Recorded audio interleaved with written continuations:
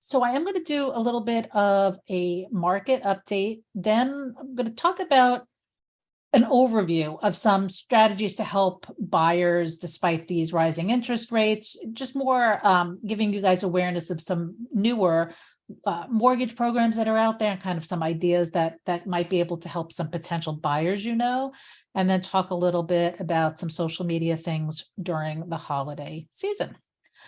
All righty. As usual, I always like to say hello. Here's our team. At the end of the webinar, I have a slide that has everybody's direct phone numbers. So in case you ever need to reach out to somebody specifically, I will post the deck in our Facebook group, and I could always email it to you if you need it. But this way you always have everybody's direct number. All right, so I want to start out with the question that I feel like, and I'm sure you feel the same, I've heard 1,000 times. Is it a good time to buy right now? What's happening with the market? And with Thanksgiving coming up, I fully anticipate real estate questions around the Thanksgiving table. And really everybody's talking about buying and interest rates and what does all of this mean? So the other thing I just want to point out is like a overall kind of thing to remember is that 41% of sales came from referrals. I'm talking out in the wide world there. So no matter what's happening in the market, whether sales are up, sales are down, there's going to be people who still need to buy and sell. And we'll talk about that a little later in the webinar. But there's going to be, on average, 41% of those transactions happen because of a referral. And I want you guys to be the people referring. All right, so on to the November market update. I think the biggest thing, and I saw this I think it was on a Keeping Current Matters webinar, which is the two big questions I feel like everybody needs to ask themselves is, what do you believe about interest rates? And what do you believe about prices? And I'm talking kind of globally. Like when somebody says to you, the interest rates are crazy, they're so high. Well, like, what do you believe is going to happen with interest rates over time? What do you believe has happened over time? And what do you think is going to happen to prices? Are they going to go up? Are they going to go down? Obviously, we don't have a crystal ball, so we don't know a definitive answer, but we can look at, again, historic facts, right? And this is what's happened since January. I mean, this is a pretty dramatic thing from January till now, from I think it looks like 3.22 all the way up. And this was at the end of October, but actually this is about where we are right now, 6.94. So even though it kind of crested over 7 for a bit, it dropped back down yesterday to about 6.9. Roughly. So again, we kind of peaked and went down. That doesn't mean it's not going to continue to float around, because it very well may, right? People who kind of are the experts are saying, they expect it to continue to drift a little bit up, a little bit down as the Fed reacts to inflation. Some of the experts are saying that raising the Fed fund rates will lead to the likelihood of recession. And, this kind of gives you an idea of where our thinking was back in January versus what our thinking is now as we've passed October. Back in January, only 18% of people were saying they thought a recession was likely. Now it's 63%. And I think if we look at it in another month, it may even be higher. Now, the question is that good news or bad news for real estate? Obviously, for the world in general, not great, but recession typically means, once you're into the recession, it typically means mortgage rates will come back down a little bit, right? So this is what has happened in the last several recessions, right? In 1980, mortgage rates dropped 4.25%, 81 dropped 5%, 91 to that, there's always been a little bit of downward motion during a recession. So as we're looking to next year and we're trying to figure out what's going to happen, if we do really go into a recession, which most people feel is likely, it hopefully, on the positive flip side, will mean that interest rates will come back down at least a little bit, and get it back in some place where people feel a little more comfortable.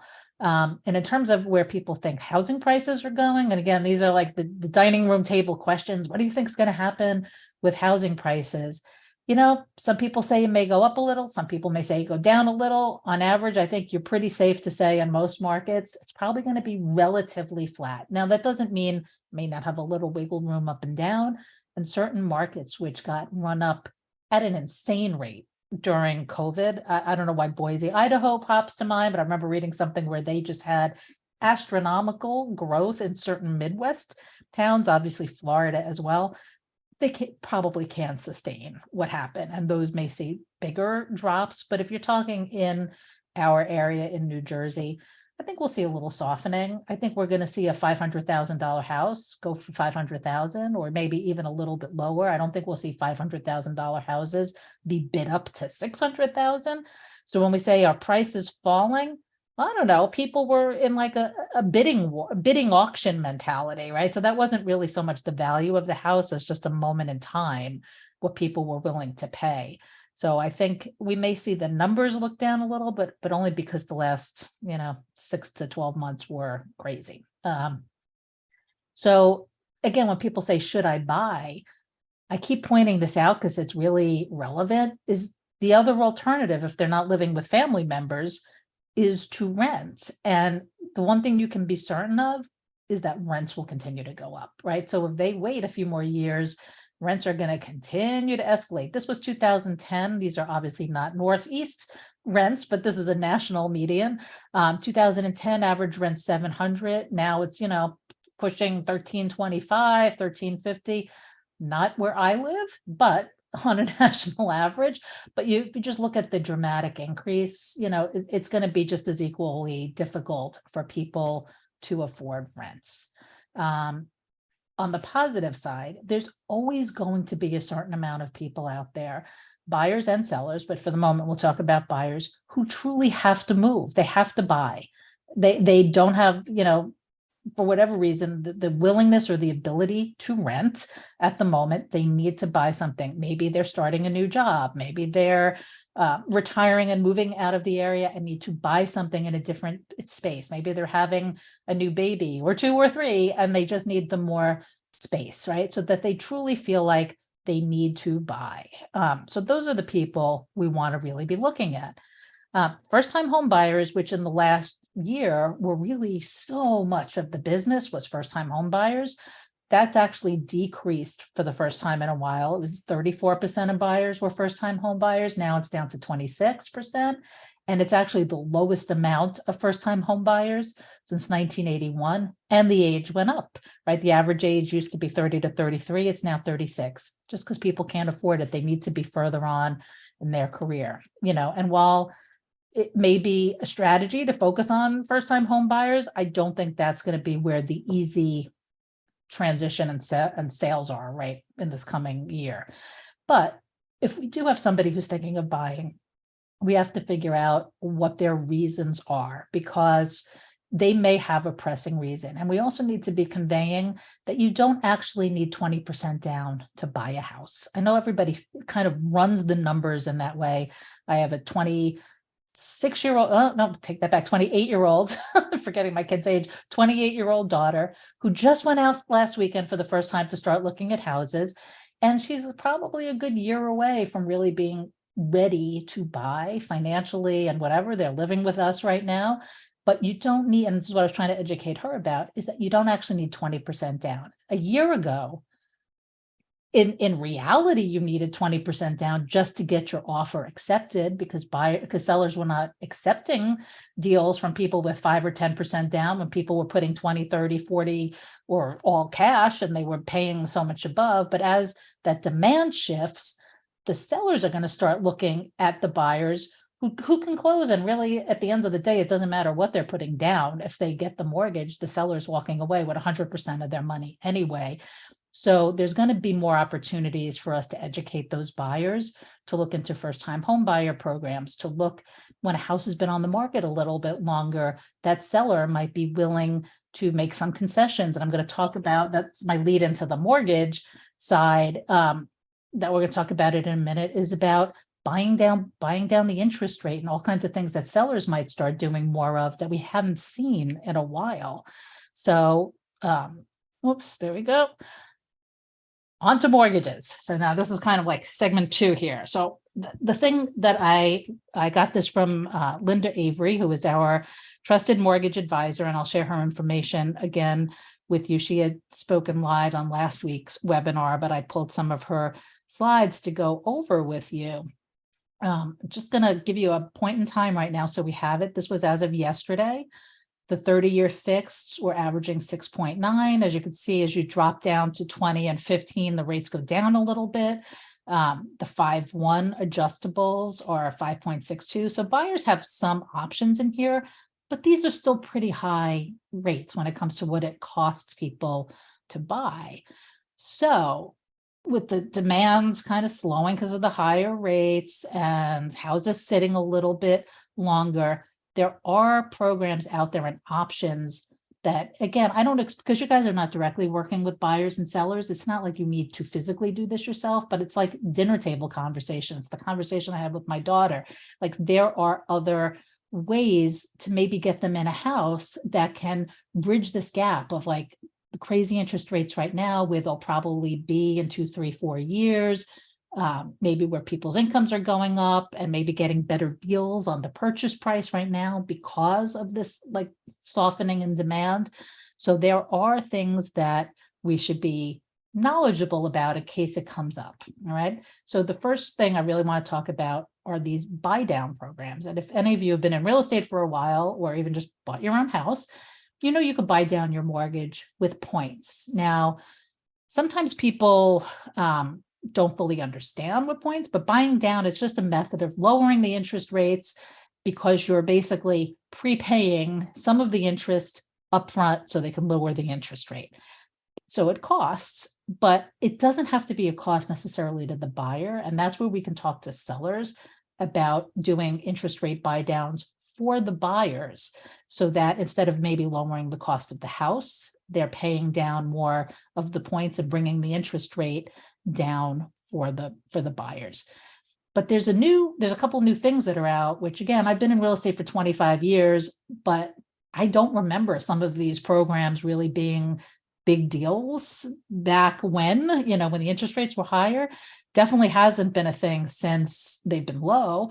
But you have the typical permanent buy down, right? So it's like, I'm going to pay 2 points and it's going to lower my interest rate by a 0.5 point. But now there are these things called temporary buy downs.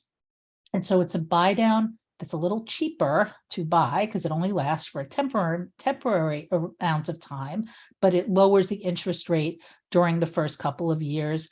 But then it turns into basically a fixed rate mortgage. So I'm going to just go over both types real quick. So the permanent buy down is what we all pretty much know, right? I'm going to pay a point of the mortgage. So a point is 1% of the mortgage. So if it's a $400,000 mortgage, a point is $4,000, right?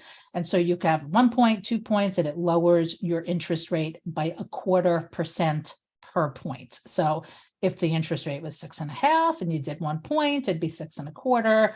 And if it was 2 points, it would be 6. And these are just all, again, for disclosure, hypothetical numbers. They're even rounded up just, you know, for illustration. They're not down to the penny, but this will give you a rough idea. So that's your typical permanent buy down.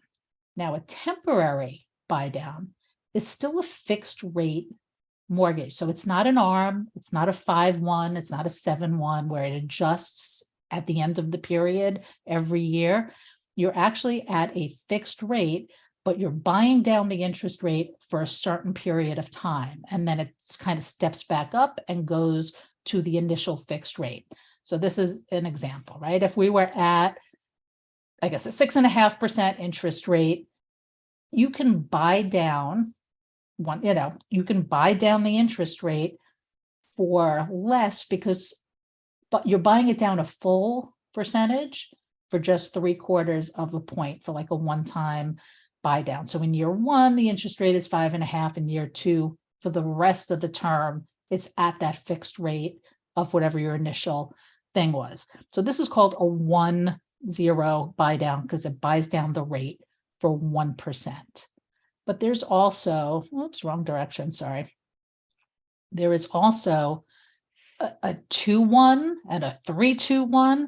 So this is an example of a 3-2-1. If they buy it down, year one, they could have 3.5%, year two, 4.5%, year three, 5.5%, and then year four to the end, it's 6.5%. Now, this is a big number. This is the cost to buy down that type of $400,000 loan is $18,000.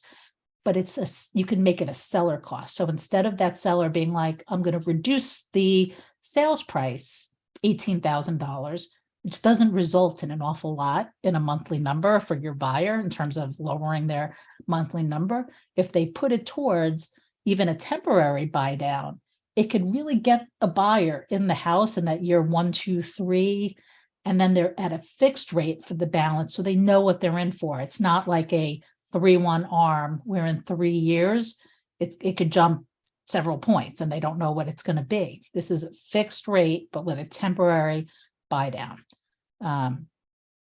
And so it's just a strategy for getting a buyer in, maybe while their income is a little lower, especially when they know it's going to be increased. And it's, again, different than an adjustable rate mortgage. But this just gives you an idea of kind of this strategy. And again, just to make buyers aware, hey, talk to your mortgage lender and see if this is something that might be helpful. You don't need to be able to explain it all, but just say that there's some other programs that might benefit you in terms of getting you in as your income is starting to go up over the years.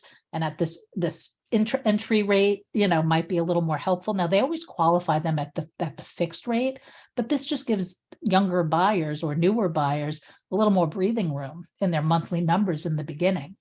But let's say a house was listed for $500,000. The monthly, principal and interest approximately would be $2,661. And then after the seller paid, let's say, a 6% commission, the seller would net $470. If you look down to here where the seller paid down 2 points, so basically paid down 2 points, it lowers that buyer's monthly payment to $2,528. Oops, sorry, wait. And the seller actually nets more than if they reduced the sales price, let's say to $475. They're actually going to end up netting more if they put that same amount of money or even less towards points. They're going to still net more. So it's just a way to get the sellers to basically pay. I'm not even going to get into all the details of this. I just wanted you to know that this exists. So if you're talking to a new buyer, that you're able to say to them, hey, look into all of these different things. The mortgage scene has kind of changed a little. It's not just fixed rate. It's not just ARM. There's this other concept of a temporary buy down, which is still a fixed rate mortgage, but it lasts for a couple of years and can kind of, again, give some buyers some breathing room. So I'm going to just pause for 1 second and stop the share. Did anybody have any questions kind of in that segment and just, or want to make any comments or questions before we move on? Look, this is not for everybody, but I found it helpful to at least be able to share some of this information with buyers who maybe are not even speaking to a mortgage person yet, and they don't even know these kind of things exist. So just, again, conversations for you to be able to have to point people in the right direction, at least, in case they do want to look into it. All right, next. So we're going to, the NAR profile just came out, so I have lots of fun facts. 35% of sellers said they had to move due to life changes. And right now, again, they're considering high probability sellers. So think about who in your world kind of fits in to these little groups. 18 to 34-year-olds who have been in their home for 2 to 5 years. And I think they're figuring this out based on what are they likely to have paid? Are they likely to have appreciated, not be like flipped over backwards with their, mortgage and what they purchased it for? 35 to 44-year-olds who have been in their home 6 to 10 years, and 55 and older who have owned a home for 21 or more years. And that's actually a group I want to focus on in a second.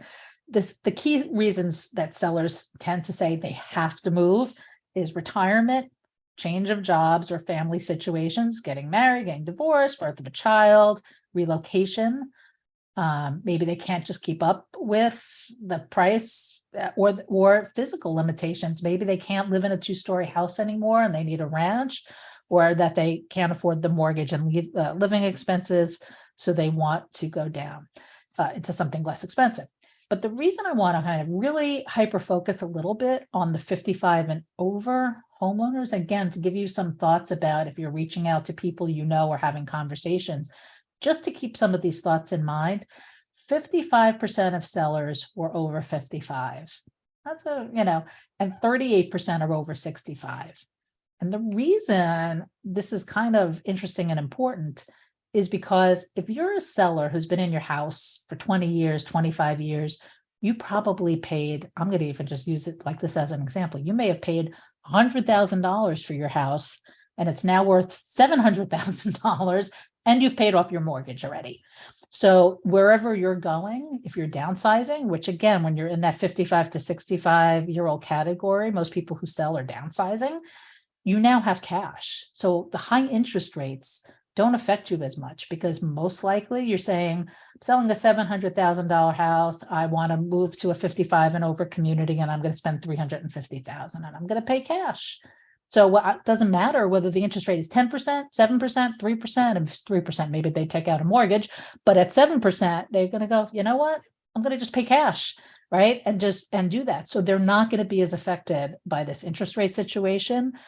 They're probably ready to downsize. And they may be looking for a new lifestyle, a 55 and over community, maybe geographically they're looking to move, retire, move out of state, especially those New Jersey folks with high taxes. They may be saying, I don't need the good schools and high taxes. I'm going to go move somewhere where it's less expensive. So it's a really good group to be thinking about in terms of who do you know that's 55 and over and that may actually, want to, to do that. I feel like in general, when we're talking about the sellers that we're talking about, let's focus on sellers for a moment because sellers usually translate into buyers because you're doing both. I feel like Facebook is one of the bigger ones where us folks of a slightly more mature generation tend to hang out. I feel like Instagram skews a little bit younger and doesn't always have the interaction that Facebook does with some of our posts. Although it is great for photos, it's great for reels and stories and all of that. I'm not saying don't use it. LinkedIn, really good too, again, for the kind of people that I'm talking about meeting. But, you got to think about posting different things when it comes to holidays. I did not know there's a roof over your head day. Anybody know that? Roof over your head day, National Homeowners Day. We could probably come up with something interesting to post, but be just cognizant of this time of year. There's lots of topics you can be talking and posting about that kind of lead back into real estate without hitting people over their head. And you can find them in different blogs and different articles, tips on how to winterize your home or safeguard your house while people are away for the holidays, decorating. Somebody just said winterizing the home should start in December. I know you have not turned off your sprinklers yet. Guys, time to do it. Blow out those sprinklers. After we had frost all last night in this area, I woke up to my car being frosted over. Hopefully you winterize. Favorite holiday recipes, community guides, just anything. You see something really cool, like, oh, this is a great gift giving idea. Just be present. Sorry about that. Be visible, be relevant. There's so many things happening in different communities, holiday fairs, toy drives, tree lightings, volunteer opportunities, cookie exchanges, whatever it is that's going on. Be a source of relevant information to your social circle and let them kind of see you out there. You could even set up, a food drive, like drop off, you could even reach out to some of our local branch offices and see if they're doing anything like that. And you can, post more about it and get involved that way. Send holiday e-cards. And this is a perfect, and I'm going to absolutely start doing this myself next week, reaching out to people who maybe you're only friends with on Facebook and message them and say, hey, I'm updating my holiday list. I'm going to be sending email cards, holiday cards this year. I just want to make sure I have your email address. And, if you chat back and forth, get their cell phone, make sure you have their contact information. I'm sure you heard this a million times when you're an active agent, but the biggest asset, I was losing my word, the asset that you have is your database. And if you don't actually have your database as a database, it's going to be very hard to reach out to people. It's going to be accidental and haphazard, but use the holiday season right now. It's the perfect time to just be checking in, happy holiday, updating my list. I want to send out some e-cards this year, be eco-friendly, not, whatever. Get their contact information. It's the perfect time.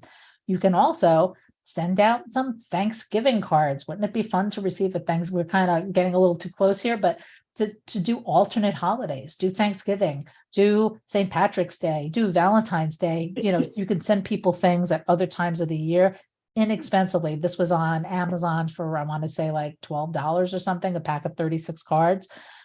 So you can do that inexpensively, enclose one of your business cards, you can reach out. There's a lot of great holiday tie-ins that you can do to really put yourself in front of people. So those were some of my thoughts on that. I also want to give a quick shout out. We're going to start acknowledging our top 10 referral associates, and this was based on closed volume for October. It was Sunita, Patricia, Margaret, Ryan, Dominic, Nancy, Jennifer, Anthony, Robert, and Carolyn. So the average referral commission in October, not just amongst these people, because these people that probably made more actually, but was $2,716 per referral in October. So again, if you're not making referrals, this is like you make a phone call and that's all you have to do. You're done. So it's a nice, easy way to make some extra money. This was Ralph, who said he uses the extra money to fund family travel. He went to Maui and he said the closing helped offset the expense, but Hawaii was worth it. I would agree. So if you start having some stories you want to share with us, we will happily make you a little post. It could be in this format. It could be the agent spotlight. But if you want something that we can just quickly design for you and you can share on social media, just email us and be like, hey, I had a great closing, or I had a great referral, or I have a really interesting story about why I do this. We just want to hear, and we're happy to share it. It's just good promotion for everybody. Another little statistic for the month of October, the highest price property that was sold was almost 5 million. The lowest price was 132. We see all kinds of things. And the highest referral that was paid out recently was 35,000 plus. It was a special deal, but still it was a referral fee that went to the agent of $35,000. So there was another one this month of like 18 or 19,000. And there was another one of like 8 or 9,000. I mean, the numbers can be significant. So get out there and do it. I mean, I got to tell you, the numbers are real. So I want to make sure that you guys can make some extra money. Hang on one second while I try to stop my screen share. All right. All right, gang. Does anybody have any, doesn't have to be questions on what we just talked about, have any questions in general, things that are happening, things that are not sure about how to handle? Anybody? We have our silent group. Oh, wait, I hear a microphone. Is somebody speaking? Lisa, yes. Oh, no, you're not muted, but I also don't hear you.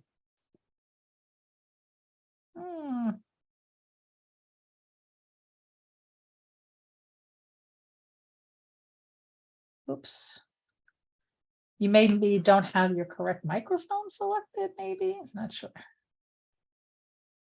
You can try putting it in the chat. I can try to answer if you have a question. You can do it in the chat.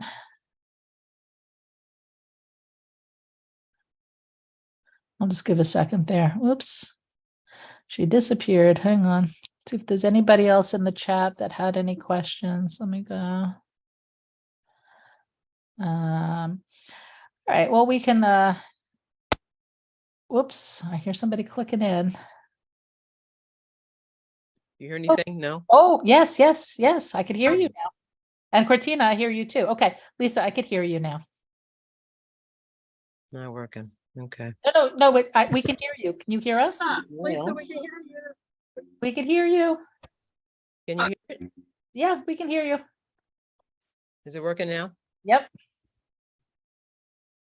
Yes. Can you hear me? Oops, I think we've got one-way communication. Is it working? We hear you. Okay, hang on. Yeah, my camera's working, but the microphone is not for some reason. There you go. We could hear you. Okay. Okay. Yeah. The last time I was on one of these, I was surprised to hear that we could do, I forgot how they worded it, but Anonymous referrals, was it? yeah, yeah. Yeah, So- I didn't even know that was a possibility that, if you just happen to hear of something, you could pass the information along, even if you hadn't actually talked to the person who might be Yeah, buying or selling. So let me give you a little rundown on what that is again, for those Mhm. who don't remember. So it's not meant to be like, oh, I drove past a for sale by owner. Right. It's not meant to be that. It's more meant to be, I heard that my neighbor down the block at 123 Main Street is moving, but I don't really know them. I don't really feel comfortable knocking on their door. I don't want to knock on their door, but Right. like, their address or something, Mhm. right? Like even Right. their address is fine. Because then what we can do is give it to an agent who can prospect them, but not say, Lisa, your neighbor down the block told Mhm. me you're thinking of moving. They could just leave the name Mhm. out. They could be like, we're calling some of the people on Main Street to Mhm. see if you have any thoughts about moving, Mhm. whatever, and just do it anonymously. You still get full credit for it, but Right. we don't use the name. Okay. And it could be the Okay. same thing if it was a buyer, if you had some contact information for them, Mhm. but you just didn't feel comfortable, kind of inserting Mhm. yourself into it. Mhm. Look, we're gonna have a lower success rate with them, but we do have some success rate with them. And in Right. my mind, some is better than none. Sure. You know what I mean? And especially if somebody's thinking of selling, it really works better with the sellers, but it can work with the buyers too. But if Mhm. somebody's thinking of selling, they very well may be meeting with 1, 2, 3 people. And if Mhm. our person can have a conversation with them, at least we can get in the mix, Right. so that's Okay. what that is. Grace, did you have a question? Well, yeah, it's not about selling, just about credits, to keep your, in case you want to go back active. Does anybody have any Zoom classes? So the continuing ed, by the way, is all online. I So- know, but I just, I find it so much easier just to listen to someone You mean instead of versus instead like of the reading it. screens. Yes. Yeah. One of my girlfriends who's with Passaic County, Passaic Board, I have to get in touch with her. She said that she's taken a Zoom course and anybody could register. You're probably right. I know, I just did some myself through the CE shop, and for me, I actually like it because I could finish a 3-hour course in an hour and a half, because I'm just like going through those slides very, Oh. very Oh, you quickly. did it on your own? Yes. The Zoom on your, how do you? No, well, it's not a Zoom, it's online, so you basically. Oh, yeah, you're reading it online. You're reading it. Yeah, So right. for me, I'm like, I actually like that better, but I get what you're saying. Some people would rather listen to it in lecture form. Right. So some of the boards may offer that. I don't think the CE shop does, and I'm not sure if McKissick I don't think they do. either, if it's just kind of a written version of it. Right. We can try also to check and see if any of the board of realtors, I'm making a note. I want to keep up, and then part of me's like, oh, I don't know, but I got plenty of time. It's just, Well, it doesn't hurt to keep up because, but I do want to mention one thing. If you're taking classes, to go back to being active, the credits you take need to be in core credits. okay. not electives. So they all need to be one of the ones that are designated as core to count, to go back. So they have to be 12 credits or 13? That's kind of a good question, because they added that extra ethics. I know. So I'm not sure if you put one of those ethic courses in as your 12, they keep saying 12, but I know what you mean about that extra. I don't know. Everybody has different answers, but Yeah, I don't have, so they all have to be core? they all have to be core to count. to go 12 back.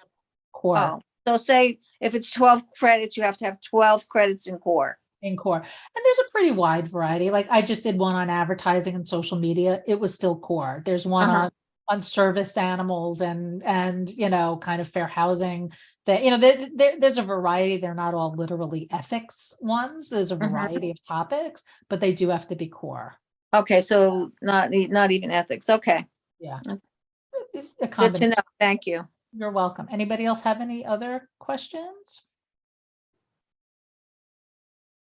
All right, hang on. I'll do our little couple of final things. Hold on, let me share my screen. All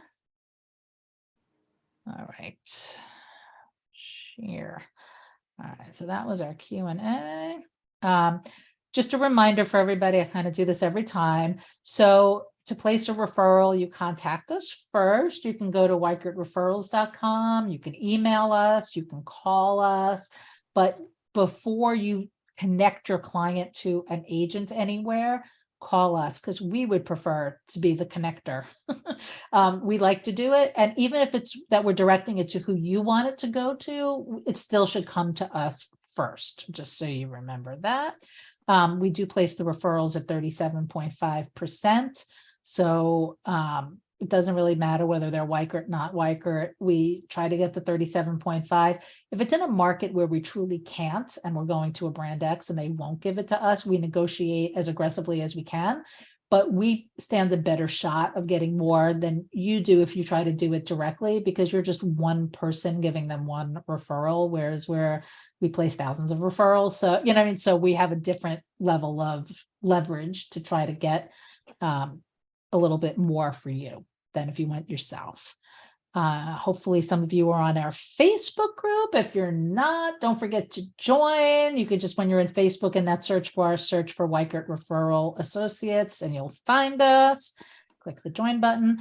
And then I am going to pick our raffle winners, and I'm going to scroll down. What I do need to know, if you can put in the chat, is put your name in the chat bar if you are in our Facebook group, because I do one from the Facebook group. Hang on, I got to stop sharing, and one for the regular stuff. So definitely give me, just type your name in the chat if you are in our Facebook group. If you're not, you got to join. So hopefully you will soon. All right. So I'm going to scroll down everybody who's here and give you guys. Okay. So the winner of the free business cards is BJ. You are the winner of the free business cards. Congratulations. Or a credit. If you already have business cards, you can use that same amount as a credit in the RA Design Center. So congratulations. And Lisa B, you are the $50 gift card winner. And it's an perfect timing right before the holidays, right? Right before the holidays. So that we send you a code. It's an Amazon gift card. You get the code. You just put it when you order something online, you put in the code and you're all set. That's really all I have. I'm here if anybody has any more questions. I'll send you guys this so you have everybody's direct phone numbers, but oops, I'm not sharing that. Hold on. Let's do the share. I'll send you the contacts here so that if you guys need to reach anybody directly, you have people's direct phone numbers and you don't have to try to go through the main number. Any other questions before we kind of wrap up? Today was a little bit shorter, but that's okay. Lots of stuff going on. Let me stop the share. There we go.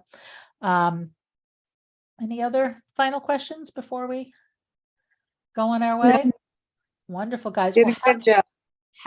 thank you. Have a very happy Thanksgiving. Start holiday shopping because it is right around the corner. And That's suddenly the weather dropped like 40 degrees in the last 3 days.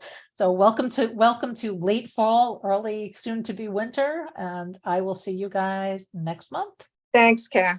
All righty. Bye, Bye-bye. guys.